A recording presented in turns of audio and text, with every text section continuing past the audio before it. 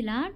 మన ప్రభువును లోకరక్షకుడైన యేసుక్రీస్తు నామమున మీ అందరికీ నా యొక్క ప్రత్యేక వందనములు. ఈ ఉదయకాల సమయమున దేవుడు మనకిస్తున్నటువంటి వాగ్దానమును చదువుకుందాం.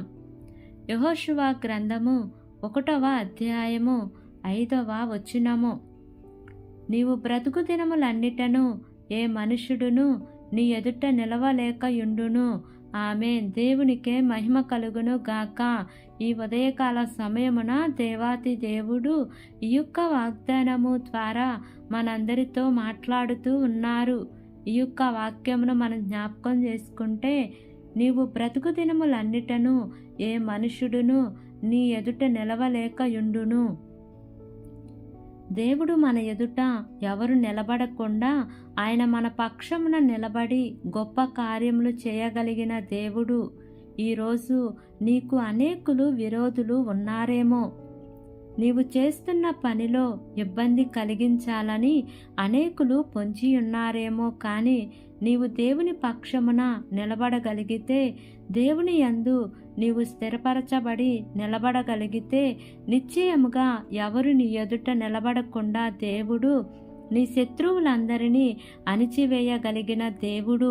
యెహోషాపాతును మనం జ్ఞాపకం చేసుకుంటే, ఎప్పుడైతే తన ముందు శత్రువు ఉన్నాడో, తన ముందు సైన్యము ఉంది అన్నప్పుడు, ఆ సమయంలో యెహోషాపాతు రాజు చూడండి, దేవుని మందిరానికి వెళ్ళి ఉపవాసం ఉండి ప్రార్థన చేశాడంట. ఉపవాస దినమును ప్రకటించి దేవుని సన్నిధిలో మొరపెట్టి ప్రార్థన చేశాడు. తరువాత యెహోషాపాతు రాజు ఆ యుద్ధానికి బయలుదేరుతూ వెళ్తుండగానే దేవుడు శత్రువులందరినీ కూడా హతము చేసినట్టుగా మనం చూస్తూ ఉన్నాము. నిజమే. ఈరోజు ఈ వాక్యము వింటున్న ప్రియా సహోదరి సహోదరుడా, నీవు దేవుని పక్షమున నిలబడగలిగితే దేవుడు నీ సమస్యలన్నిటినీ పారద్రోలగలిగే దేవుడు. నీ శత్రువులందరినీ కూడా తరమగలిగిన దేవుడు. నీ ఎదుట ఏ సమస్య నిలబడలేకుండా, ఏది నీకు ఆటంకము కలగకుండా చాలాసార్లు మనకు ఆటంకాలు కలుగుతూ ఉంటాయి. ఎరుకో గోడలు వంటి ఆటంకాలు. దేవుడు ఇచ్చే వాగ్దానమును స్వతంత్రించుకోకుండా ఏదో ఒక ఆటంకము నీ జీవితంలో ఉందేమో. అయితే ఈరోజు దేవుని పక్షమున నీవు నిలబడు.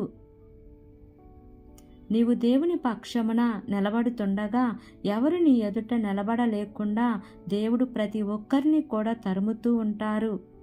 అందరినీ కనుమరుగు చేస్తారు. దేవుడు మీ పక్షమున గొప్ప కార్యములు చేస్తారు.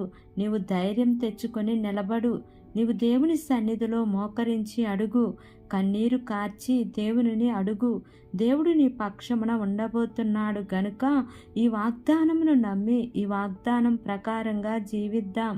దేవుడి వాగ్దానము మనందరి జీవితములలో నెరవేర్చబడును గాక. ఆమేన్. ప్రార్థన చేసుకుందాం. ప్రేమ కలిగిన యేసయ్యా, కృప కలిగిన దేవా, నీకు వందనాలు తండ్రి. నీకు స్తోత్రములు ప్రభువా. ఇంతవరకు నీ కృపలో మమ్మల్ని కాచి కాపాడిన విధానాన్ని బట్టి నీకు వందనాలు తండ్రి.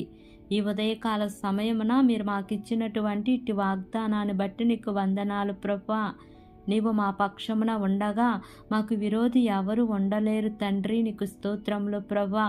అయా, ఈరోజు ఎవరైతే ఈ వాక్యమును వింటున్నారో వారందరినీ ఆశీర్వదించండి ప్రభువా. వారి ఎదుట ఏ సమస్య అయితే పొంచి ఉందో అయా, ఈ బిడ్డలు నీ మాటలు విని నీ తట్టు తిరిగి నీ పక్షములో యెహోషాపాతు రాజు అయా నీ సన్నిధిలో మొరపెట్టినట్లుగా ప్రభువా, నీ ప్రజలు నీ సన్నిధిలో మొరపెట్టుచుండగా వారికి విరోధంగా రూపించబడిన ప్రతి ఆయుధాన్ని నిర్మూలపరచండి ప్రభువా. ప్రభువా, కృప చూపించండి దేవా. వారిని ఆశీర్వదించమని అడుగుచున్నాను తండ్రి. నీకు స్తోత్రములు దేవా.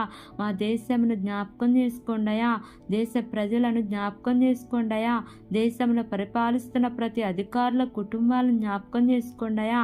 వారందరికీ మంచి ఆరోగ్యంను దయచేయండి అయ్యా. వారు చేస్తున్న పనుల్లో మీ యొక్క సఫలతను ఉంచండి దేవా. ఈ దినము నూతనంగా ప్రారంభిస్తున్న ప్రతి కార్యక్రమంలో యేసయ్యా మీరు ముందుండి నడిపించండి ప్రభువా. ఈ దినము ప్రయాణం చేస్తున్న ప్రతి బిడ్డను జ్ఞాపకం చేసుకోండి అయ్యా. వారి యొక్క ప్రయాణాల్లో క్షేమాన్ని ఇవ్వండి తండ్రి. మార్గమధ్యంలోని దేవదూతల కాపుదల నీ ప్రియబిడ్డలకు తోడుగా ఉంచమని, నా యొక్క ప్రార్థన ఆలకించి అంగీకరించమని నజరేయుడైన యేసు అతి పరిశుద్ధ నామమున అడిగి వేడుకొని పొంది ఉన్నాము తండ్రి. Amen, amen, amen. Praise the Lord. God bless you all.